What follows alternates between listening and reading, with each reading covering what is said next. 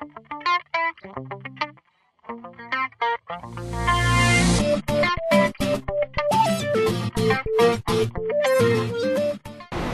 starting Torah Yud Beis in Likutay Moharan Tinyana. כשאדם הולך אחר שכלו וחוכמתו, יכול ליפול בטעוsim ומכשלות רבים. ולא לידי רעות גדולות. When a person goes after his own mind and his own intelligence, his own way of thinking, then he can make big mistakes, and he'll end up falling into very, very big bad things. Chas v'shalom. And there are some that made big mistakes with this and with their own intelligence and ended up ruining a lot. Kegon harshaim hagadolim hamaod modam mefusamim shitu es olam, like the great famous gadolim, big people that tricked the whole world. They tricked Klal Yisrael.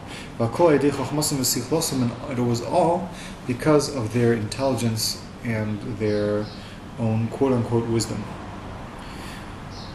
A real Jew shouldn't go based on his own intelligence. He should go based on intelligence and the knowledge of the Torah. And like the Rebbe says here, that the main inyan in Yiddishkeit is just to go with simplicity and straightforwardness.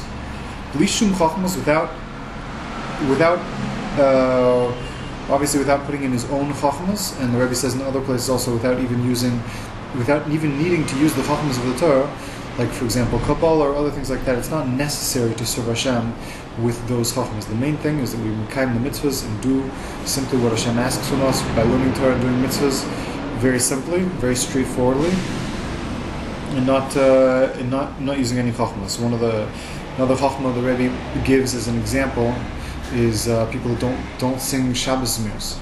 They think that if they save time from singing Shabbos Mirs, then they'll have more time to learn. And if they learn, since learning is the biggest mitzvah in the Torah, then they're going to be bigger tzaddikim, and it's going to be better for them. But this is just chachmas that they're coming up with, and be'emes, a simple, straightforward Jew will sit down and sing Shabbos Mirs, and even Motzei Shabbos, and he'll sing a lot. That's part of the ruach, part of the way the Jewish people are mekayim Shabbos. So we have to be very careful not to use chachmas when it comes to avodas Hashem, and to serve Hashem. In the end, we have to serve Hashem like simple people, like straightforward Jews, not with trying to come with all sorts of different tricks and ways of getting around, being smarter than the Torah, it seems, so to speak. So we have to be very straightforward, bli shum chachmas, listakel b'chol davar she'oseh, and specifically we have to look at everything that you're doing, sheyesh sham Hashem yisbarach, that Hashem should be there with you. Hashem should be in this inyan that you're doing. You should be doing it for Hashem and not for your own personal purposes. U'bli yashkiach klal al kavod atzmo, not to pay any attention to your own honor. Rak im yesh b'zeh kavod Hashem yisbarach yaseh, v'im lav. Rather, if there is Hashem, kavod of Hashem, you should do it. And if there's no kavod of Hashem, what you're about to do, so you shouldn't do it at all. And then if you go in this way, always looking at yourself and checking what you're doing to see if what you're doing does have kavod of Hashem, and then you should do it. And if it doesn't, then you should stay away from it. And this is obviously one of the openings of going into chachmas, into all sorts of tricky type of thinking. Is when a person has his own kavod involved. A person will either benefit financially or through kavod. Then a person can come up with all sorts of types of tricks of how it's really good to serve Hashem like this or like that, and he'll misconstrue the true meaning of the Torah and the true direction of the Torah, and he'll end up, because of his chachmas and because of his personal kavod, he'll end up twisting the Torah and falling into big pitfalls. So we have to be very careful to be straightforward and honest with ourselves, and try to search to make sure that Hashem's kavod, that we're always bringing real honor and true glory to Hashem's name. And even when a person falls into sfeikus, and some people's falls, when they fall into all sorts of sfeikus, confusions about Hashem and about the Torah, or about what to do. So some people fall very deeply, and they fall very deeply and don't even know whether they should do mitzvahs or shouldn't do mitzvahs. They have mamash sfeikus about Hashem, Rahman al-Islam, chas v'shalom. And people fall into also this sfekas that we said, where they're not sure about certain facts, certain principles about Hashem and Emunah. And still, the nefila and the yerida that people experience is tachlis ha'aliyah, is the highest type of aliyah, as we're going to explain. This whole Torah, the main part of this Torah, and this Torah is about describing and showing how even when a person falls into sfekas questions about Hashem, so even so, that in itself, if it's treated and approached in the right way, is the tachlis ha'aliyah, is the highest type of aliyah. Meaning the nefila itself, the confusion and the fall that a person falls is a very high madriga. Kida. Kishosh kol abriya hu hakavod. You should know that the root of all of creation is covered. Ki kol ma shebara kadosh baruch hu lebaro el lichvodo, because everything Hashem created was all created for His honor, for Hashem's honor. Moshe Kasov, as it says explicitly in a pasuk, kol nikra b'shmi v'lichvodi barasiv v'chulu. Everything that I created, it's called my name, I created for myself, for my kavod. L'chvodi barasiv, I created for my kavod. And since in the end everything is created for, Hashem created everything for His own kavod, comes out that Hashem's kavod is the root and the cause and the reason behind all of creation, the root of all of creation. And even though everything is one, meaning even though in the root everything is created for Hashem's kavod, still in creation, when Hashem actually created the world, He created the world with different brias, different creations. And each aspect of creation has inside of it a different aspect of kavod, which is the source and the root of this object of creation. And this is the inyan that says in Pirkei Avos, that it says that the world was created with 10 ma'amoros, 10 sayings, 10 utterances. Rather, but the world could have been really created with one saying. But the reason why Pirkei Avos says, the reason why Hashem created the world with 10 ma'amoros, with 10 sayings, is for schar and onesh, that when people do mitzvahs, they get 10 types of reward, or 10 rewards, because if they're mekayim mitzvahs with all the different aspects of creation, they uplift all of creation. And when they do averos, they get punished like 10 times over. So it makes a more deep, complex, and intricate and interesting world, as opposed to just having the world created with one ma'amar. The tzaddikim would only get one type of reward, so to speak, and now we get 10. And b'chol ma'amar or ma'amar, because as we said, the kavod of Hashem Yisbarach is the root of every one of these sayings, and there are 10 different types of kavod. So we get 10 different types of reward, depending on the different types of kavod that we created for Hashem Yisbarach. And every one of the sayings has its own kavod, and every one of the sayings has its own type of kavod, which is its root. Because as we said, the kavod is the root of everything. This is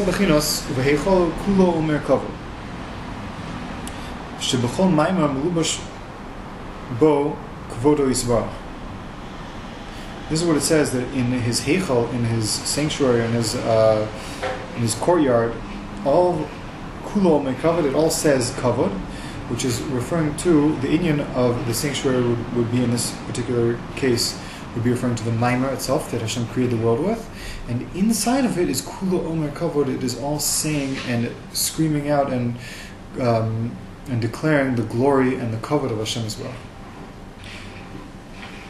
The heichal is the saying, and the kavod is the kavod of Hashem.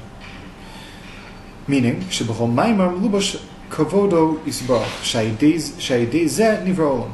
And through this, the world was created. Through this meaning, the saying, which has in it the kavod of Hashem, Through that, Hashem created the world. Because the whole world, as we said, is filled with Hashem's kavod. So in everything in creation, we can find kavod of Hashem Yisbarach. Now here's the, we're starting to get into deep inyan here. V'afilu ba'averus u'dvarim roim chas v'shalom shesham ein kavodo Yisbarach. And even when a person does an avera, which you would say, where in the world is Hashem's kavod here? There's no kavod to Hashem here. There's only a contradiction of Hashem's kavod. A person when he does an avera, his actions are speaking out and saying that Hashem Kiviyachol does not rule over the world and is not in charge. That's what a person is saying when he does an avera. Because if Hashem were in charge and did rule over the world, how could it be that a person who's listening, who's under the subjugation of Hashem, who's under the rule of Hashem, is going around and doing something against Hashem? If a person were to do something in front of a king, if he were to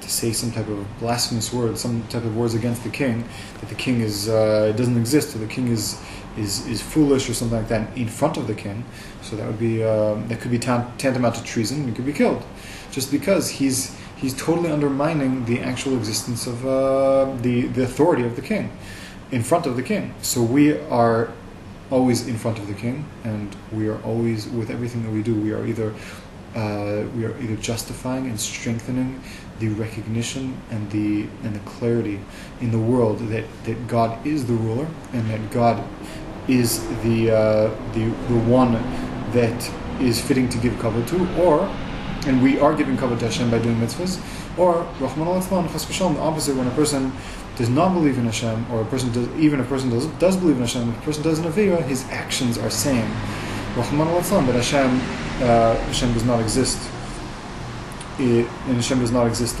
where He is. So this is very important to understand that the actions of a person when he does an avera, he is not giving kavod to Hashem. Adrabah, he's giving the opposite.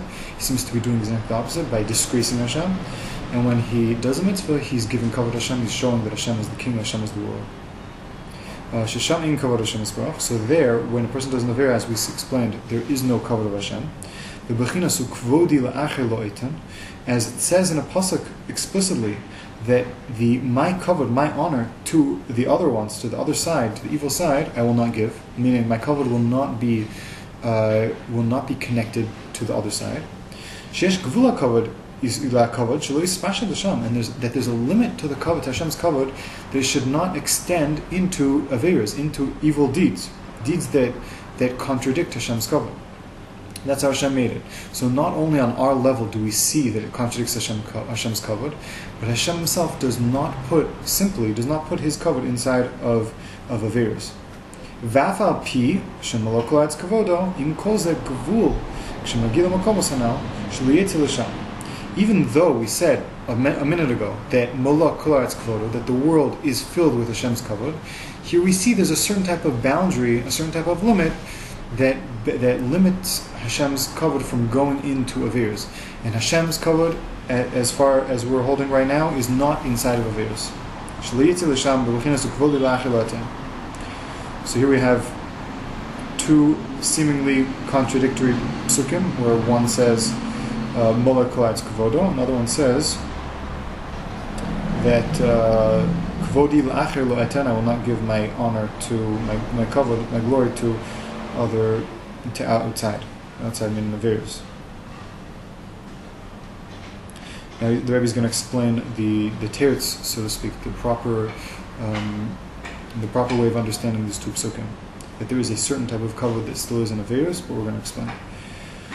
V'yesh gvul l'chol kavod v'kavod, and there's a limit for every kavod. Shemelubish b'chol maimar u'maimar masar mamos, that is dressed up inside each one of the mamaros in the 10 mamaros. Kana that they should not go into the chitzonim, into the evil deeds or evil places. Kana. Avalda ki afal pichen, you should know that even so, bevalday gam hem mekabel chiyus mimenu yisbarach, that even the klipas of averas and the places of avera, even they receive sustenance from Hashem Yisbarach.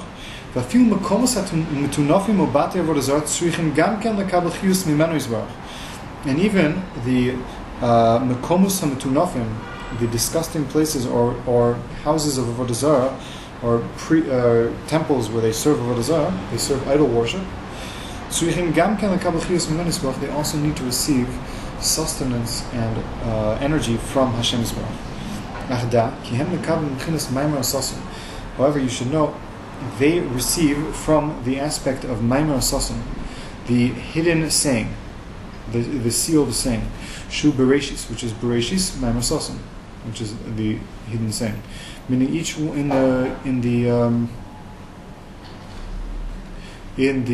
the Zohar describes which one, every single saying that Hashem said. I think the Yomer, Hashem Vahior, and there was light. Hashem said there should be light, and there was light. So that is a saying, an utterance of Hashem. So Hashem said this 10 times throughout creation, the first chapter in Bereshis.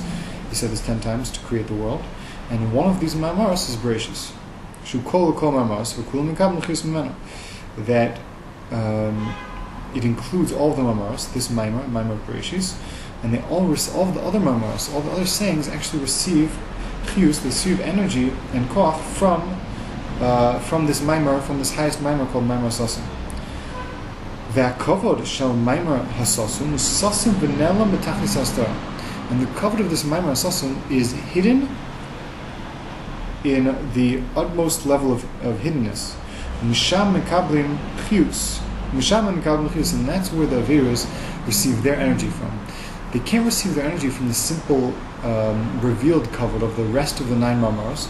They must receive kavod from the highest Maimar, which is Maimar Bereshis, which is called Maimar Sasim, the hidden one. The Maimar which is hidden, we don't see. Hashem says Bereshis bar Elokim Shemaim v'Saaretz. There's no saying. There's no vayomer. It doesn't say that Hashem said anything. So there's a certain type of aspect of hiddenness here that Hashem is creating the world with, and this sustains even places and times and people that do Averos, and places mamash of Batei Avodah Zarah and Mekomos Metunafim. Because from the open and outright ma'amaros sayings, it's impossible for them to receive chiyus from that. As it says that I will not give my kavod to the other side.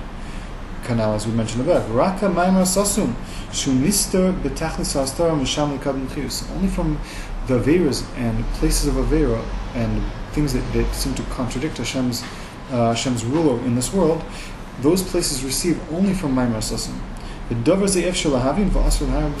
this is a concept which we cannot fully understand, how they receive kavod, how they receive Hashem's kavod from the Maimar Sasim, and it's also to be mahar in this because the Chora again is something which is totally nister and nelam. We can't really understand it because the Maisa, when we look with our own intelligence, we will see that this is really a place and a situation of a Avera.